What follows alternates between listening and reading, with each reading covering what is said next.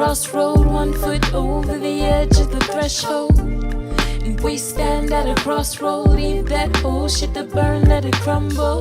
Yeah. And we stand at a crossroad, 1 foot over the edge of the threshold. And we stand at a crossroad, leave that old shit to burn.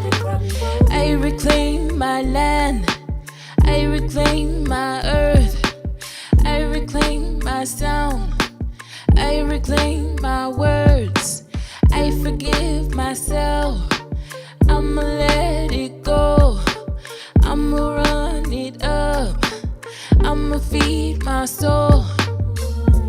We dwell in different worlds, and we tiptoe the lines, and we dive in, and we unfold on a never-ending journey of self. Yeah, and we stand at a crossroad, 1 foot over the edge of the threshold. And we stand at a crossroad, leave that old shit to burn, let it crumble. Yeah, let it crumble. Yeah. Greetings, cosmic family. The vernal equinox revealed on March 19th, 2024 by my diviner's eye signals the end of the winter solstice, releasing the white horse from the station gate and illuminating the first new light of the sun's spear, projecting the spiraling notes to our plane.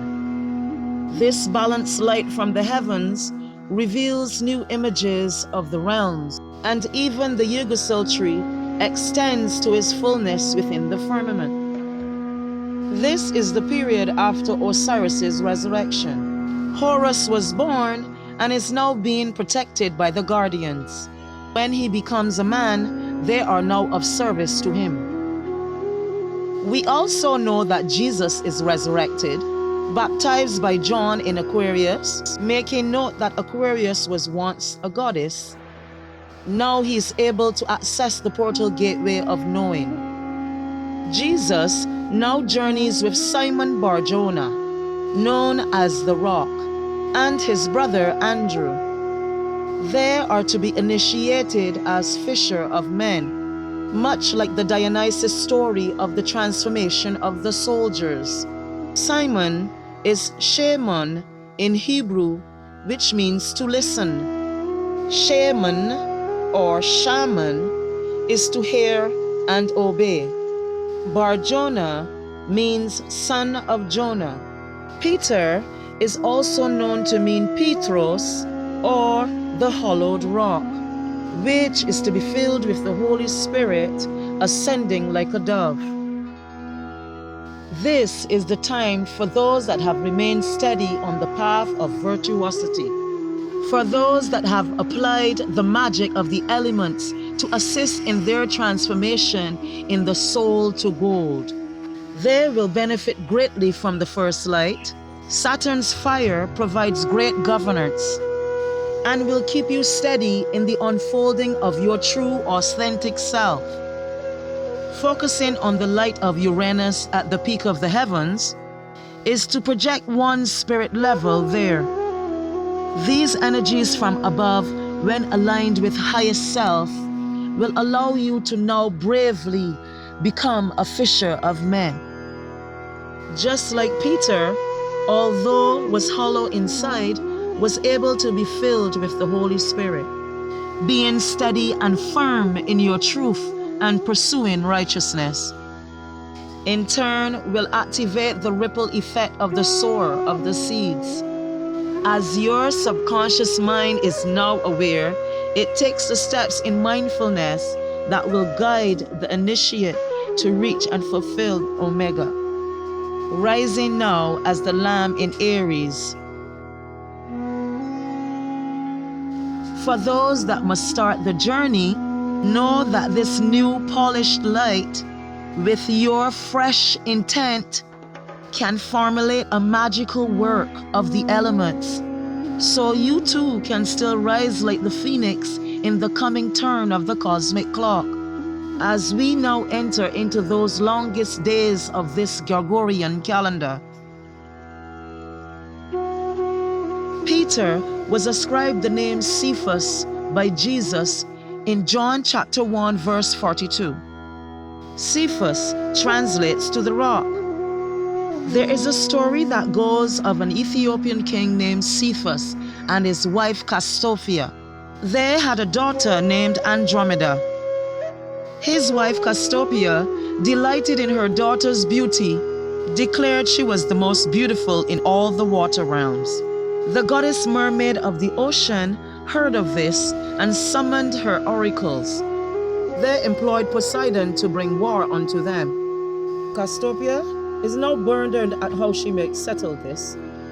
Poseidon then tells her that she must chain Andromeda to the rock by the ocean as a gift to the sea monster Cephus. Andromeda, now chained to the rock, in her sadness doesn't see Perseus descending from the heavens. He immediately falls in love because of her beauty. After hearing her plight, he decides to rescue her.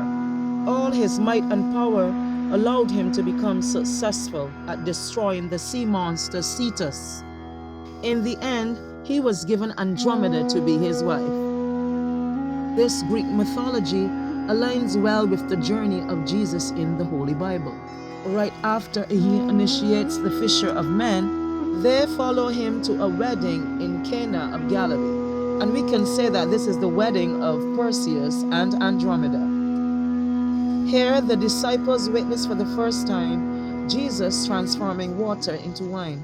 Jesus, the Son, represents the master alchemist or the magician, casting the spell of geometrical frequencies, creating the essence of the vine, what we know to be red wine, the vine flowing through the Yugasol tree, that vine that creates the electromagnetic spectrum of the toroidal field. In the end, Andromeda was so loved by the gods, she was granted a vault in the heavens that would forever tell her story on the wheel of the cosmic clock. Andromeda's star system is seen surrounding the pole star Polaris.